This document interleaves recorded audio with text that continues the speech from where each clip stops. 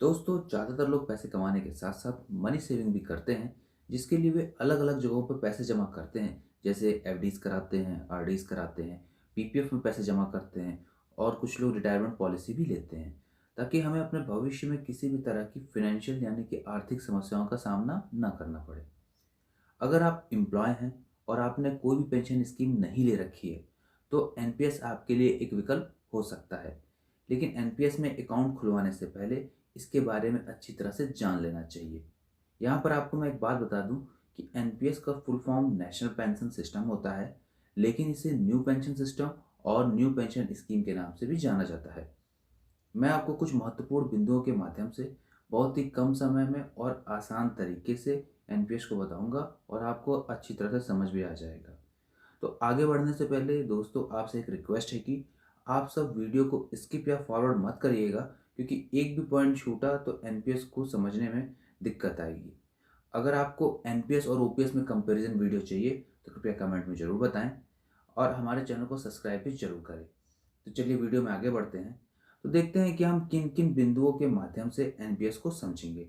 तो सबसे पहला है एनपीएस क्या है और किसके लिए है। तो दूसरे बिंदु में हम देखेंगे एनपीएस में कितने प्रकार के अकाउंट होते हैं और उनकी क्या विशेषताएं होती हैं। और तीसरे बिंदु में हम देखेंगे कि एनपीएस में रिटर्न और रिस्क क्या हो सकते हैं। तो चलिए सबसे पहले देखते हैं पहला बिंदु, एनपीएस क्या है, किसके लिए है। तो एनपीएस सरकार द्वारा चलाई गई एक पेंशन स्कीम है, जो 60 वर्ष की उम्र होने के बाद लोगों को पेंशन देने के लिए है। इसके लिए सरकार ने एक संस्था बनाई है जिसका नाम pension fund regulatory and development authority यानी कि पीएफआरडीए है। एनपीएस मुख्यतः सभी तरह के सरकारी कर्मचारियों, अधिकारियों और प्राइवेट सेक्टर के एम्प्लॉयज़ के लिए है, लेकिन ये डिफेंस सेक्टर के लिए बिल्कुल भी नहीं है। एनपीएस को 1 जनवरी 2004 के बाद नौकरी ज्वाइन करने वाले सभी सेंट्रल एम्प्लॉयज़ के लिए कंपलसरी कर दिया गया है और एनपीएस अभी तक कई राज्यों में लागू भी हो चुका है। उत्तर प्रदेश में एनपीएस 2005 में ही लागू हो गया था। अब आते हैं सेकंड पॉइंट पर। एनपीएस में आप दो तरह के अकाउंट खुलवा सकते हैं। पहला टीयर 1 अकाउंट, दूसरा टीयर 2 अकाउंट। तो सबसे पहले हम टीयर 1 अकाउंट के बारे में बात करेंगे।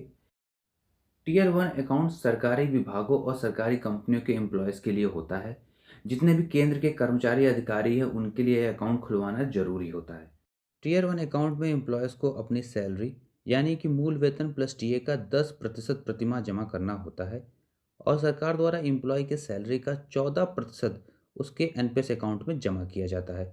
अगर इसको एक उदाहरण से समझें तो मान लीजिए कोई एम्प्लॉय है, उसका मूल वेतन यानी कि बेसिक 45,000 रुपये है और डीए 5,000 है। तो ये एम्प्लॉय की कुल सैलरी हो जाएगी 45,000 प्लस 5,000 यानी कि 50,000 रुपये। तो एम्प्लॉय इस 50,000 का 10% यानी कि 5,000 रुपये अपने एनपीएस अकाउंट में जमा करेगा और सरकार इस 50,000 का 14% यानी कि 7,000 रुपये उसके एनपीएस अकाउंट में जमा करेगी। तो इस प्रकार एम्प्लॉय के टीयर 1 एनपीएस अकाउंट में एक माह में कुल जमा राशि हो जाएगी 5,000 प्लस 7,000 यानी कि 12,000 रुपये। अब यहाँ पर तीसरे पॉइंट की बात करते हैं कि टीयर 1 अकाउंट में आपको एटीसी के तहत प्रतिवर्ष 1.5 लाख रुपए और एटीसीसी D1B के तहत प्रतिवर्ष एडिशनल 50,000 रुपये तक की इनकम टैक्स में छूट मिलती है। यानी कि आप इस अकाउंट से 2 लाख रुपए तक की इनकम टैक्स में छूट प्राप्त कर सकते हैं।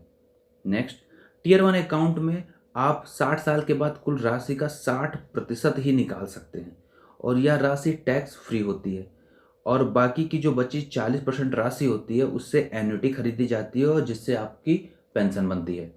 अगर आपको 60 साल से पहले पैसे निकालने हैं तो इसके लिए कुछ शर्तें होती हैं। शर्तें देखते हैं यहाँ पे। पहली शर्त है कि एनपीएस, जो आपका एनपीएस अकाउंट है टीयर 1 वाला, उसको 3 साल या उससे ज़्यादा का समय हो गया हो।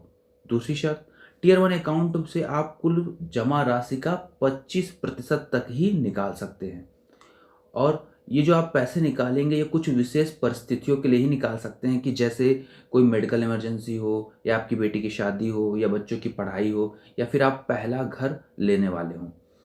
दोस्तों, यहाँ पर पहले घर से मतलब है कि अगर आपने एनपीएस से पैसे निकाल कर कोई घर बना लिया है और फिर आपको कोई दूसरा घर बनवाना है तो आप एनपीएस से पैसे नहीं निकाल सकते हैं।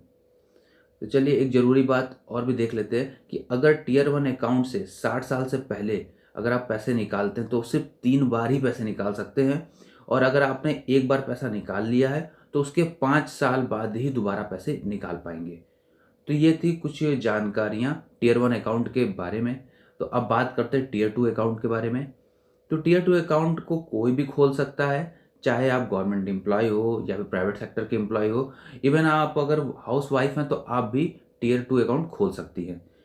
टियर 2 अकाउंट में आपको कम से कम 250 रुपये प्रतिवर्ष जमा करना होगा और यहाँ पर अधिकतम आप कितने भी रुपए जमा कर सकते हैं, उसकी कोई लिमिट नहीं दी है।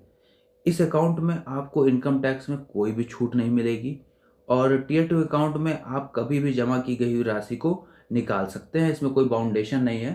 तो एक तरह से कहा जा सकता है कि जो टियर 2 अकाउंट है एक तरह से सेविंग अकाउंट की तरह ही काम करेगा, बस यहाँ पे इंटरेस्ट रेट का डिफरेंस होगा। तो ये थी टियर 2 अकाउंट के बारे में जानकारी। अब आगे हम बात करेंगे एनपीएस में मिलने वाले रिटर्न्स और होने वाले रिस्क के बारे में।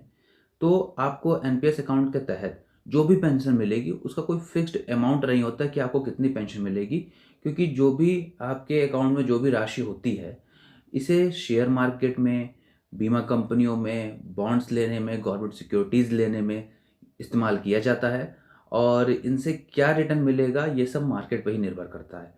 तो इसलिए न्यू पेंशन स्कीम में आपको 60 वर्ष बाद कितनी पेंशन मिलेगी इसका कोई कंफर्मेशन नहीं होता है।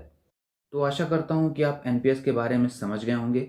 अगर आपको कोई प्रश्न पूछना है तो प्लीज़ कमेंट बॉक्स में पूछिए और अगर आपको वीडियो अच्छा लगा हो तो प्लीज़ इसे लाइक कीजिए, हमारे चैनल को सब्सक्राइब कीजिए। धन्यवाद।